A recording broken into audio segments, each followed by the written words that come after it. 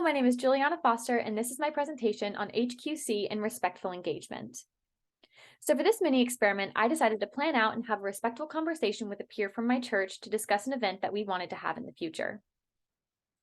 Em and I are both event planners for a group that we're in, and we're both very passionate about it. And so I decided to work with her so that we could both get something done and I could participate in this mini experiment.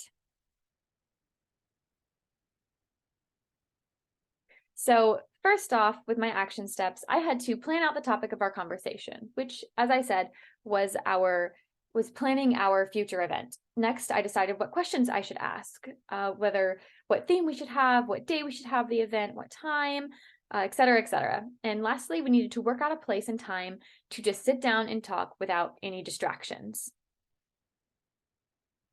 So my measures of success include having our meeting without much deviation from the topic at hand, not getting distracted, figuring out a solid plan for our event, the date, the time, the theme, the decorations, the food, etc., and getting through the meeting without any tension or negative engagement.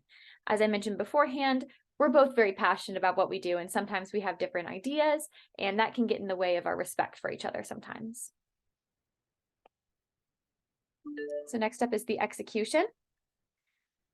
After setting up a time to meet with the other event planner, Em, I sat down to talk about our plans. First, we discussed when the best time for our event would be and quickly agreed on a date and time. Then she gave her ideas for the event and possible activities, and I gave mine. After a little bit of friendly debate and explaining our opinions, we chose a few ideas from each of us and combined them to make a good compromise on our event theme. Some of the behaviors I observed during this conversation were that we provided each other with a lot of constructive criticism. If there was something that one of us liked the idea of, but it might not work out the way that the other person thought it would, we would talk about that and we would make a compromise. Or if we both agreed on it, we would throw out the idea entirely. We respected each other's opinions and took them to heart before making any decisions. We had mutual respect for each other. We listened when each other talked. We didn't talk over each other. Neither of us were on our phones.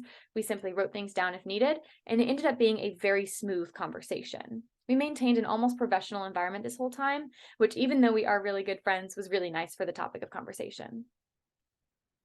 So the results of my measure of success: we had a great conversation. We deviated a little bit a couple of times, but for the most part, we were perfectly fine. Of course, there were little moments when the heat started to rise a little bit and there were disagreements and miscommunications a couple of times, but we very quickly brought the temperature back down and remained respectful to each other. We were able to have a complete and productive conversation in which we respected and listened to one another and planned out what will be a very exciting event for our Bible study group. The biggest insight that I got from this project was when we talked to one another, we talked over one another, or we were disagreeing with everything the other would say, conversations started deviating and tensions would rise. When we listened to each other's opinions and took them to heart, we were able to remain respectful and engaged. It was a very nice conversation when both of us could just sit and listen and be respectful towards one another. So lastly is my reflection. So I really enjoyed this project. I thought that it was very nice. I was feeling very calm and collected throughout the whole conversation and meeting. We were both very excited to talk about this event, as we both have done a lot of event planning and we absolutely love it.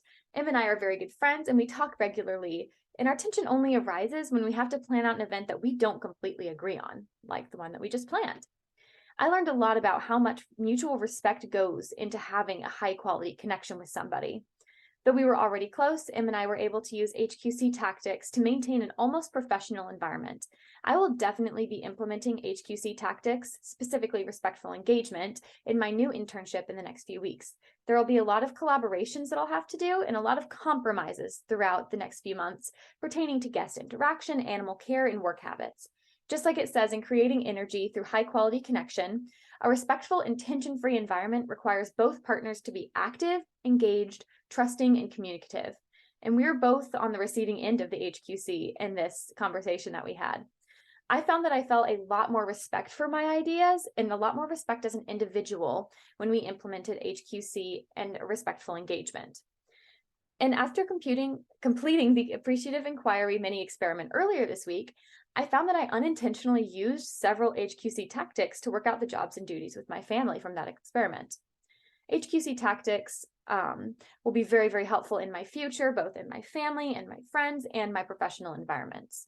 My biggest takeaway from both of these mini experiments is that respect is a crucial aspect to any quality relationship of any kind.